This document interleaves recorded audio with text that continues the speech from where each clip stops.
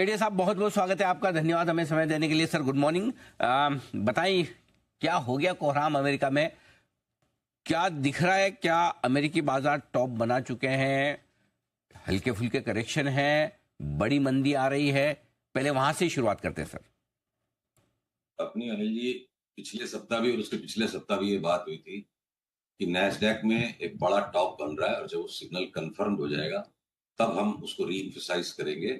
जिसके बाद एक 20% तक का ड्रॉप नैस्डैक में, 17-18% तक का ड्रॉप एसएनपी में। और ये टेस्ला जैसे स्टॉक जो बिना बात के आसमान को छू रहे हैं, मतलब वर्ल्ड की लार्जेस्ट मार्केट कैप बन गई, वो फंडामेंटल भी सारा समझ में आने लगता है जब भाव टूटता है। और टेस्ला पे अपना कॉल था कि 50% तो कुछ नहीं है, 60-70% भी टूट जाएगा। कल रात को सिग्नल आ गया। और अगर इसको मैं थोड़ा सा रोचक भाषा में कहूं, वक्त पिक्चर में जो राजकुमार जी ने एक बड़ी काम की लाइन बताई थी जो शेयर बाजार को बहुत बेहतरीन तरीके से एक्सप्लेन करती है, जिन दरख्तों को झुकना नहीं आता वो टूट जाते हैं।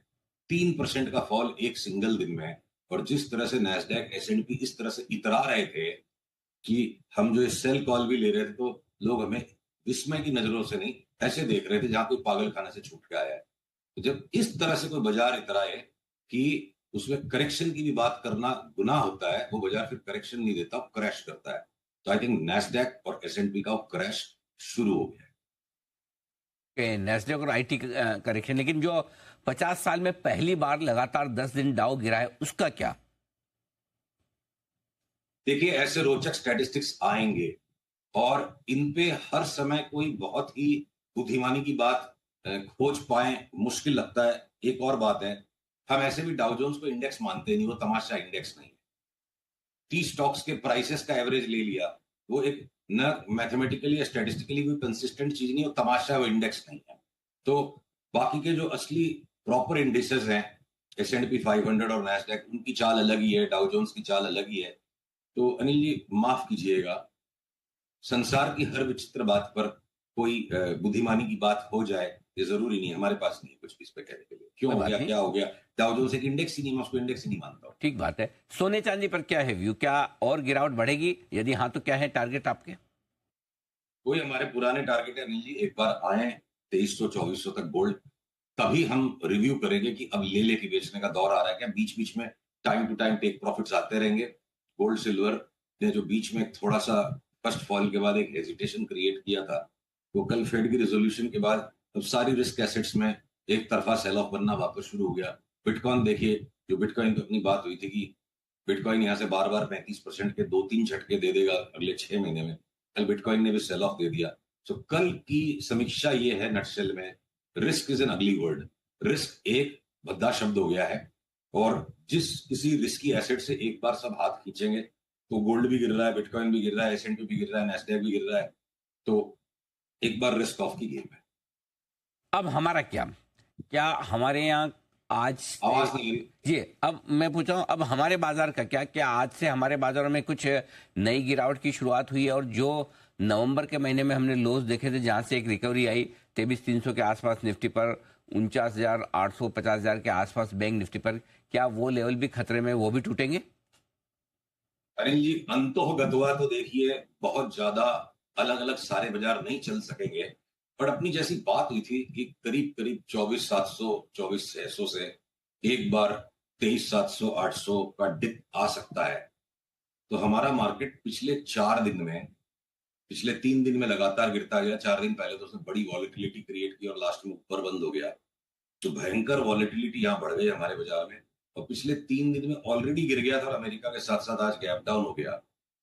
तो मैं 5-7-10 साल से देख रहा हूं हमारे भारतीय बाजारों की परिपक्वता, मेच्योरिटी, जिस लेवल की गेम प्ले यहाँ पे चाहिए, जिस लेवल की सोच हमारे बाजार में चाहिए।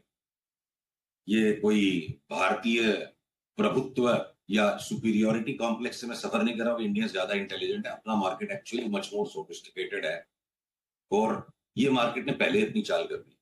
अब नैस्डैक को देख करके वही वाली बात है ना, पड़ोसी के घर में रात को लड़ाई हो गई तो आप अपनी वाइफ से डरो मत कि वो लड़ाई करेगी, वो नहीं करेगी। अब वो ऑलरेडी लड़ चुकी है हमसे। तो मैं तो इनफैक्ट इंडेक्स में जो हमारी शॉर्ट कॉल है उसमें हो सकता है कि हमें टेक प्रॉफिट का सिग्नल मिल जाए तो एक बार हम टेक प्रॉफिट करेंगे और फिर दोबारा देखेंगे कि इंडेक्स में किस तरह का व्यापार करना है।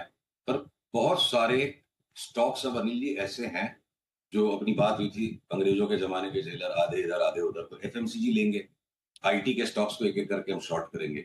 इंडेक्स पे जो शॉर्ट किया हुआ है उसको एक बार टेक प्रॉफिट की इंतजार है हमें, आ गया सिग्नल तो टेक प्रॉफिट करेंगे, नहीं तो देखेंगे, तो फिर उसके बाद डिसाइड करेंगे। अनिल जी अगले वीक तक की क्लैरिटी आएगी कि अपना मार्केट कहीं इंडेक्स के लेवल पर यही बॉटम बना दे, इस चीज की संभावना को रूल आउट नहीं करना चाहिए।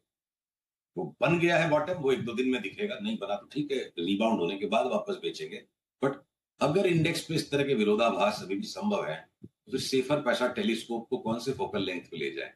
एफएमसीजी लेंगे, आईटी बेचेंगे, इंडेक्स का फैसला कुछ दिन रुक के करेंगे। इंटरेस्टिंग चीज बताई आपने कि भले ही अमेरिका बहुत खराब दिख रहा हो लेकिन भारतीय बाजार ज्यादा खराब नहीं होंगे, शायद इन्हीं लेवल के आसपास एक बार बॉटम भी बना दें, रिकवरी भी दिखे। और ऐसे में आप कह रहे हैं कि एफएमसीजी लेना चाहते हैं और आईटी बेचना चाहते हैं। बाजार के दिग्गज रिलायंस पर आपसे राय लेना चाहूंगा कि आप, मेरे ख्याल से पिछली बार आपका व्यू था कि इसे गिरावट में खरीदना चाहिए, राइट सर? हाँ, तो रिलायंस जो है ना बाकी स्टॉक से अलग चल रहा है, इसने अपना जो जितना जो करेक्शन करना था वो काम कर लिया। तो देखिए रिलायंस भले ही कितना ही बड़ा लार्ज कैप है और उसके बिना इंडेक्स नहीं चलती है, सारी पुराने जमाने की सोच है। अब वक्त बदल गया और रिलायंस भी बदल गया है। तो ये देखिए, अगर मैं पीसीआर से अनुरोध, अगर ये चार्ट दिखा पा रहे हैं मेरे स्क्रीन से कृपया, तो रिलायंस की एक चाल होने के बाद ऊपर की रिलायंस ने वापस जो अच्छा खासा पुल बैक दे दिया है, और यहां से हो सकता है ये रिलायंस ही इंडेक्स को संभाल ले। और रिलायंस अगर इंडेक्स को न भी संभाल पाएगा, तो अगर रिलायंस बढ़ेंगे और एफएमसीजी बढ़ेंगे, तो कुछ स्टॉक्स जो ऊपर बहुत इतरा रहे हैं, जो जिन दरख्तों को झुकना नहीं आया और जिनका टूटना बाकी है, हो सकता है हम कोफोर्स को पटक के दे मारें बिल्कुल, और ये इन्फोसिस, टीसीएस, विप्रो भी साथ में जाए, और एचसीएल टेक और टेक महिंद्रा, ये आईटी सेक्टर की कस के धुलाई लग जाए। और जो लार्ज कैप बैंक अभी तक इठला रहे थे वो घट नहीं रहे थे, एचडीएफसी, आईसीआईसीआई गिर जाए। बहुत स्टॉक स्पेसिफिक बाजार है अनिल जी, और इंडेक्स के ऊपर में बहुत ही निम्बल फुटेड होके 3-3, 4-4 दिन में व्यू चेंज करना पड़ सकता है। वो अगर करना कठिन है बहुत सारे लोगों के लिए, तो उनके लिए बेहतर होगा कि इंडिविजुअल स्टॉक्स में ट्रेडिंग करें। रिलायंस में एक महीने का व्यू ले लिया, यहाँ से 1500 का भाव हो जाएगा, 250 रुपया ही बढ़ गया, और एचडीएफसी बैंक 250 लुढ़क जाएगी। इस तरह का बाजार आने वाले समय में मुझे लगता है, तो रिलायंस तो लेने का ही स्टॉक है।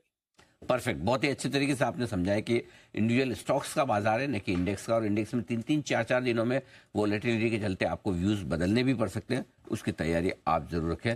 धन्यवाद केडिया साहब समय देने के लिए और विस्तार से बाजार पर अपनी राय हमारे दर्शकों के साथ शेयर करने के लिए। Thank you.